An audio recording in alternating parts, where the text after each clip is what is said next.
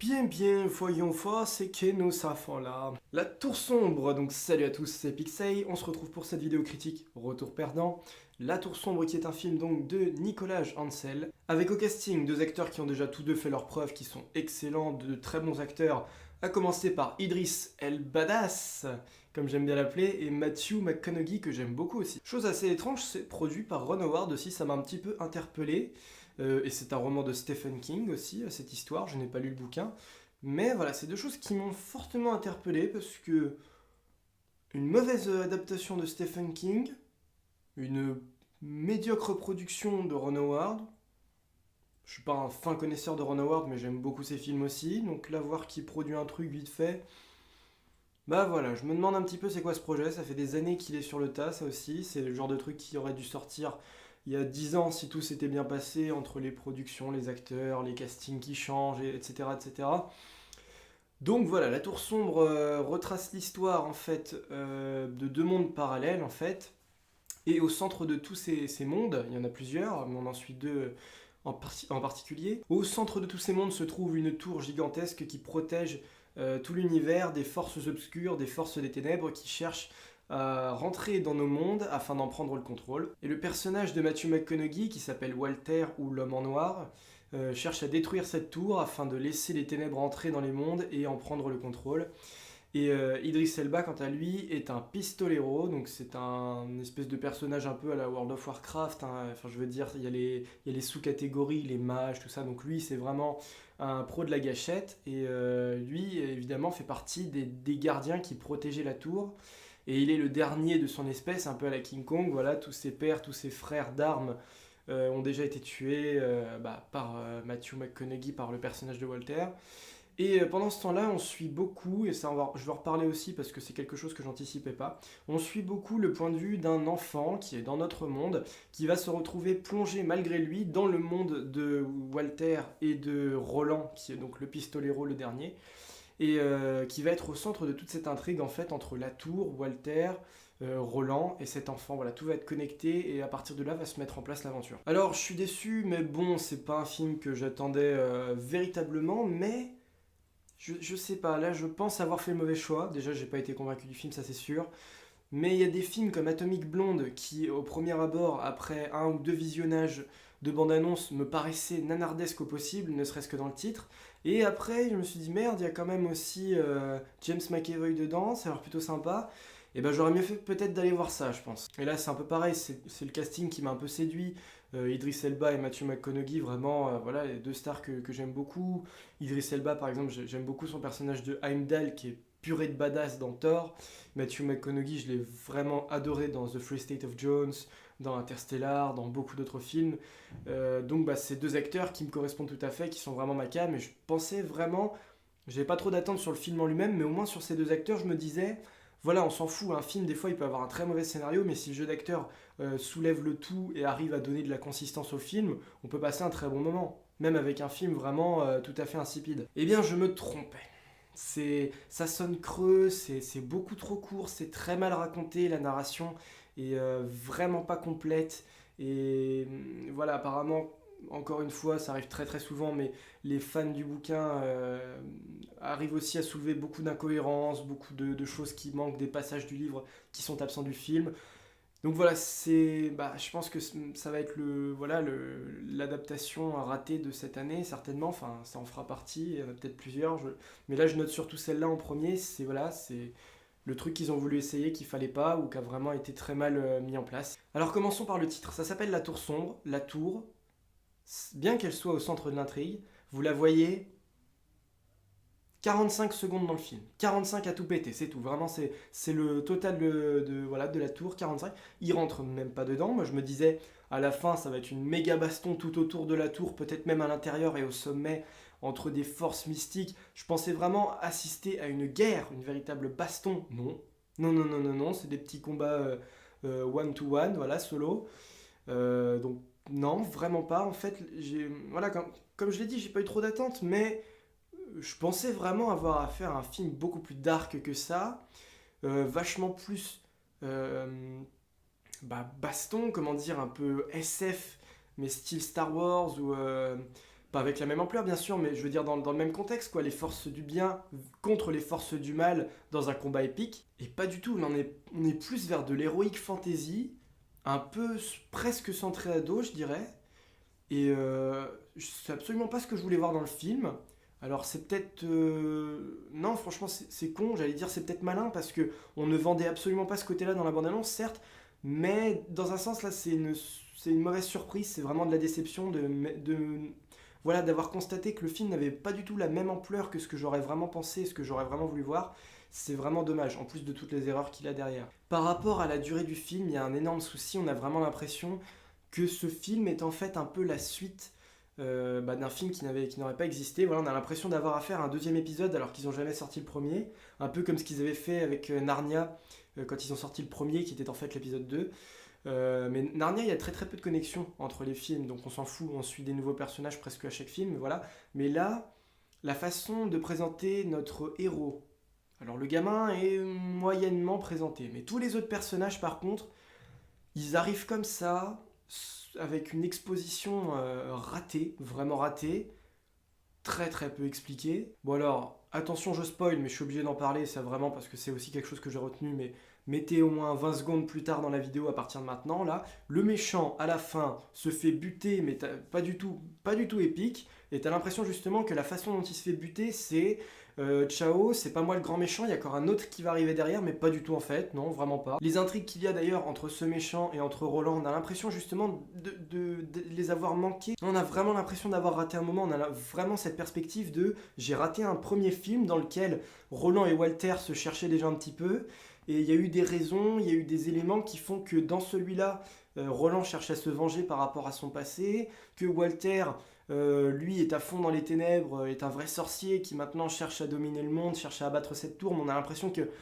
c'est comme s'il avait lui aussi une certaine vengeance, mais on la comprend pas vraiment, parce que si tu veux dominer le monde, c'est très bien, mais pourquoi vouloir t'en prendre à la tour, pourquoi vouloir t'en prendre au gardien, voilà, c'est pas le genre de méchant qui a zéro motivation, je dis pas ça, il a quand même de l'ambition, il a du badass, il est entouré, il a une organisation, on comprend un peu ses objectifs, mais voilà, encore une fois, on a l'impression qu'il manque l'origine de ce personnage, comme celui de Roland, comme beaucoup d'autres personnages. Il y a par exemple une scène dans un village qui ne sert strictement à rien, où on apporte au personnage à ce moment-là, elle dure un quart d'heure, en fait il y a aussi un espèce de parcours forcément du héros, un road trip, même si c'est 20-30 minutes du film, pas plus, et ils arrivent dans un village pour leur fournir des informations qu'ils ont déjà, les mêmes, et juste étoffer un petit peu, mais vraiment absolument pas de détails croustillants qui vont ensuite, ça va juste être là en fait pour amener une bataille, pour amener le fait qu'à ce moment-là, quand ils sont planqués dans le village, il y a Walter et ses troupes qui vont les retrouver, une mini baston, je ne sais même plus ce qui se passe après, je suis allé le voir hier, mais ça m'a vraiment pas marqué, et du coup ça enchaîne ensuite sur un autre acte du film, sur l'acte final plus ou moins, c'était une transition, mais qui en termes de narration n'apporte rien, la narration de ce film est inexistante. Il y a un sérieux et cruel manque de background sur cet univers, sur la façon dont ils ont de voyager, il y a des espèces de portes de téléportation avec des codes à rentrer à l'intérieur, certes, mais encore une fois, tout ça paraît assez logique, paraît assez... Voilà, il y a des portes entre les mondes, personne ne s'en est jamais rendu compte. C'est vraiment pas détaillé, on ne sait pas si on est sur une autre planète, on ne sait pas si on est sur une autre dimension, on ne sait pas si on est dans un espèce de futur ou de passé, par exemple, de notre planète. Rien n'est raconté, on sait juste qu'ils changent de monde. Oui, mais vraiment, c'est le strict minimum.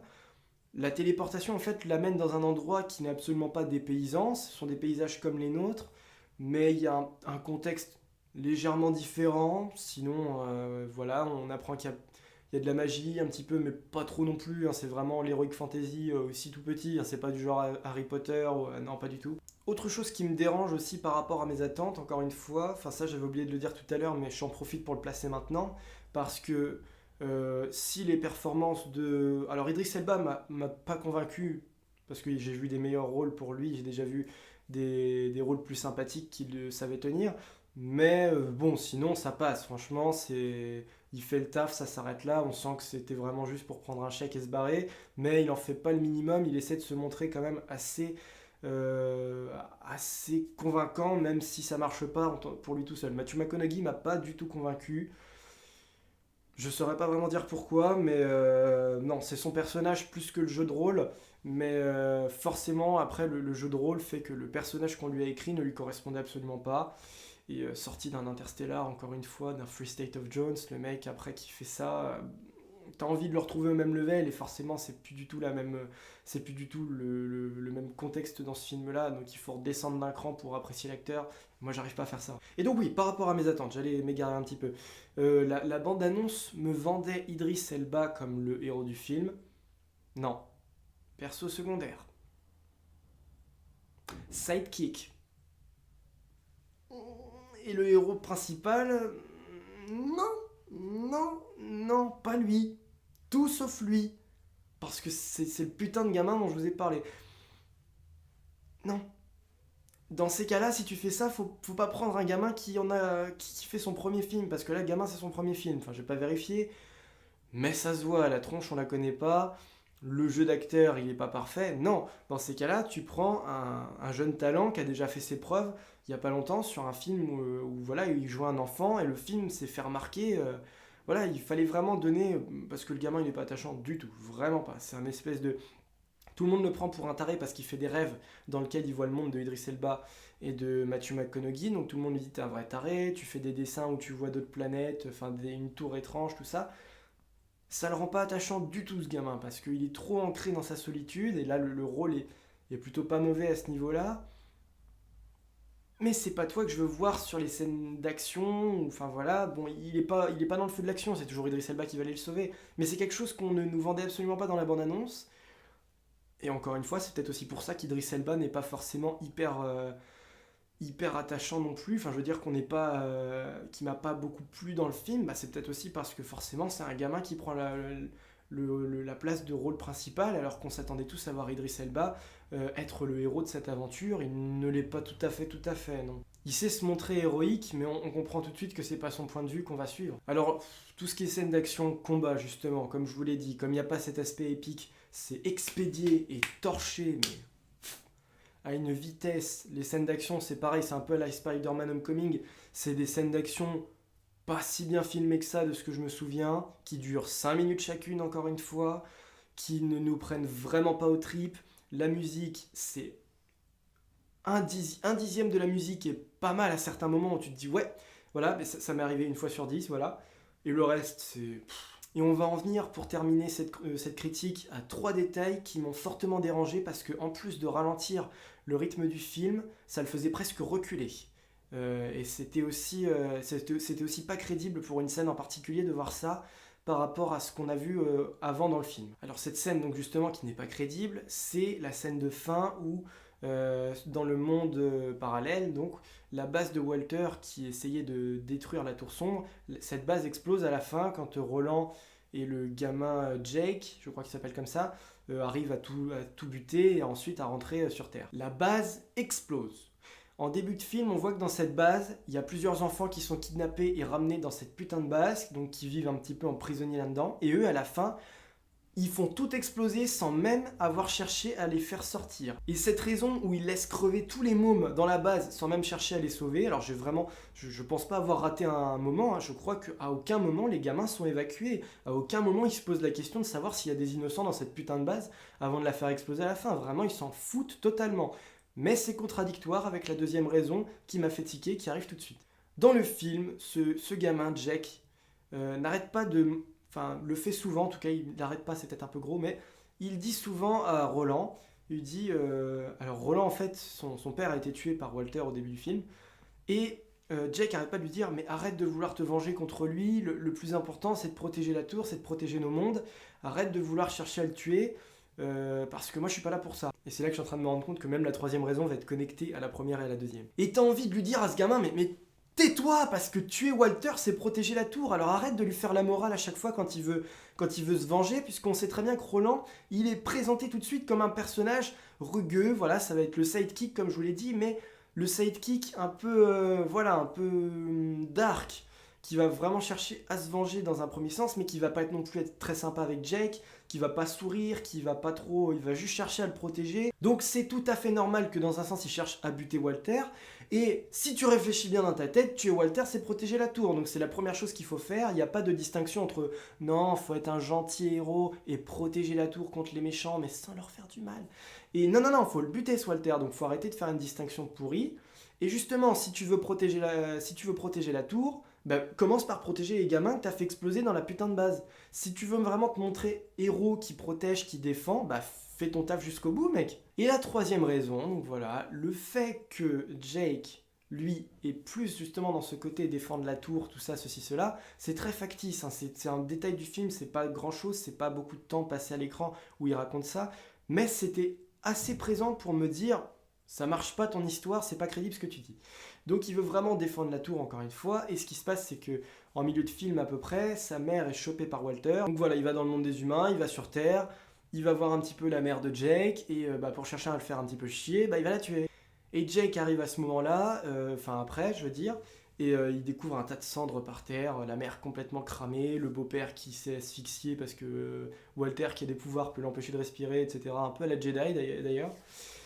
Et c'est à ce moment-là que Roland va commencer à éprouver un petit peu plus de sympathie. Et pour Jake, va commencer à être un peu plus sympa forcément, hein, quand il y a un proche qui meurt devant toi, bah, si t'as un pote, il vient tout de suite te réconforter, ok.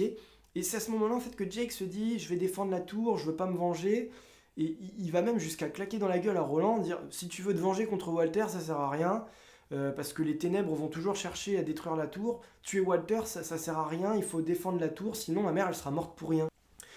Petit, qui est-ce qui a niqué ta mère ? C'est Walter, alors putain, si ton pote il a envie de venger ta mère, laisse-le faire. Là, je piche pas non plus le délire, putain. Donc conclusion, cette narration, en plus de pas être crédible, n'apporte pas assez d'informations pour comprendre l'univers dans lequel on est plongé, avec ces histoires de monde, de téléportation, de tours sombres qu'on voit pas assez dans le film, qui n'est pas assez au centre de l'intrigue, on en parle juste, mais voilà.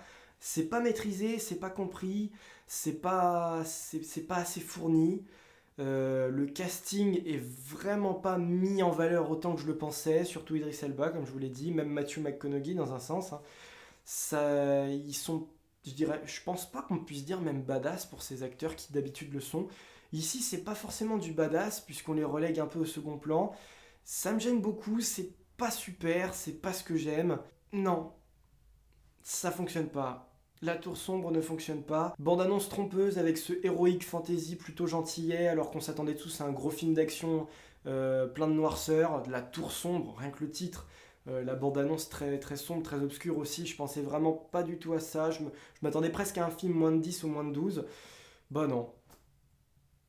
Ici s'achève cette critique retour perdant pour La Tour Sombre. Je ne sais absolument pas quelles seront les prochaines vidéos. Mais comme d'habitude, ça arrivera très rapidement. Il me reste encore quelques places de ciné, donc il y aura bien une dernière critique. Certainement fin août ou au plus tard début septembre. Donc voilà, on se retrouve bientôt. Moi je vous dis à la prochaine. Et je vous déconseille d'aller voir La Tour Sombre. Salut à tous!